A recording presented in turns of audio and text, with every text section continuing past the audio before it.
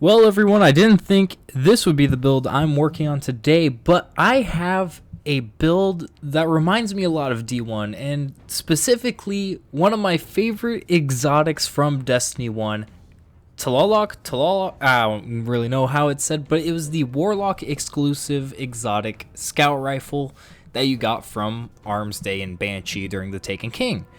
Basically, when your super was full, you could shoot faster with it. It didn't reduce your damage or anything, and it was just good, especially with self-res, because you would hold on to your super until you died, so you would naturally just have a DPS bump. Well, there's something similar in Destiny 2, and there has been for about a year now. It's called Traveler's Chosen. The more kills you get with it, the faster it fires, instead of it being based off your super. But in Season of the Chosen, we were given an exotic armor piece that also reminded people a lot of Tlaloc, and that is on Warlocks, and it's called Mantle of Battle Harmony. This does two things. When you get kills with a weapon matching your subclass energy type, it gives you super energy. But when your super is full, it gives you just a short duration damage buff. And now, with Traveler's Chosen's catalyst that it got this season, you have a great pairing, because it gives you Osmosis on your Traveler's Chosen. But before I get too much deeper into this build and how it works and mods you'll want with it, let me just shill for myself just a second here. So, this is my YouTube channel. I'm glad you're here. If you could like the video, comment, subscribe, all that. I also have a Twitch and a Twitter and a Discord. Those should be in a pinned comment down below. All those help support me, make more content for you, you know, that whole thing. So just, again, thank you. But now let's get back into this. And just to quickly go over the fundamentals of this build. Basically, bleakwatcher is great, and Osmosis is on Traveler's Chosen. That's about all you need to know. You charge up your grenade, throw a bleakwatcher. It's a little stasis turret, does a tiny bit of damage, but it slows and freezes multiple enemies. And of course, when they're frozen, they get shattered. Then it spreads through ice flare bolts. The two best aspects, in my opinion, that are on Shadebinder. And giving stasis to Traveler's Chosen through Osmosis allows it to work with Mantle of Battle Harmony, giving you your super faster, but when you have your super but you don't want to use it, you get a damage buff. And the more stacks of Gathering Light you have, the faster you fire, and it doesn't reduce the damage on that. So, you have these two things upping your DPS, imitating Tlaloc from Destiny 1. But that's also not where it ends.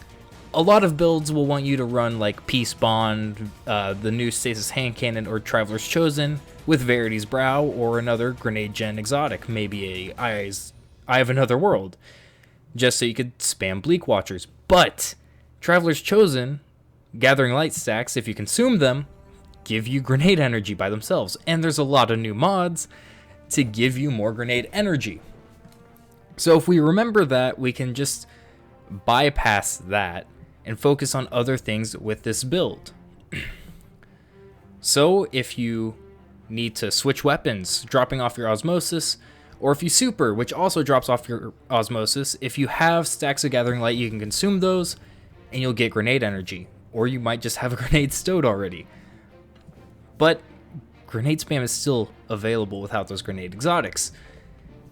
And I'm going to get into those mods that make that possible right now. So the mods I used to increase my uptime on my bleakwatcher grenades were Grenade Kickstart, a stasis arms equipable mod that gives you a portion of your grenade energy back whenever you throw a grenade.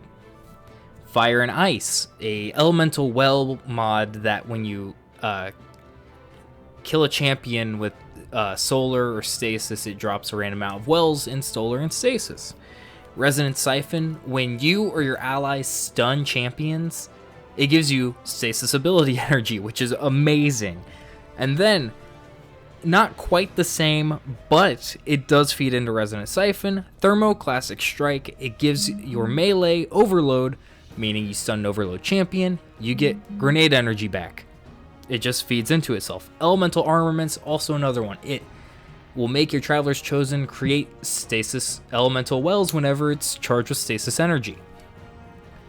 And Then discipline mods. You can add a couple more, but the way I built myself, I'm using elemental charge to power up a protective light. That way I could just tank more damage because I'm picking up wells all the time, so I'll always be charged with light. You could change that to maybe a bountiful wells and another elemental armament to make sure you get more wells. Or you could do well of restoration, a couple of other elemental well mods that are just great. I'm also using Font of Might. If you don't know what Font of Might is, it is possibly the greatest combat style mod currently in the game. You pick up a well that matches your subclass, and weapons matching your subclass or the buff will deal increased damage. And it's like a 20% buff, and it stacks with other global buffs, which is why it mixes so well with Battle Harmony. Your Traveler's Chosen is shooting faster when it has more stacks. When you have your super full, it does more damage because of Battle Harmony. And when you pick up wells, it does even more damage because of Font of Might. And it does, in fact, stack with Battle Harmony. It's just an amazing way that these combine and work together to just make a really strong build. And that's really all you need. It's all in the armor and Traveler's Chosen. Your other weapons, your special and your heavy, they can be whatever you want, whatever fits the situation best. Also, don't forget, Traveler's Chosen is a sidearm. This season, Unstoppable Sidearm is a thing. So you do have an Unstoppable on you all the time, and you have an Overload. If you need a anti-barrier, you could use an auto rifle.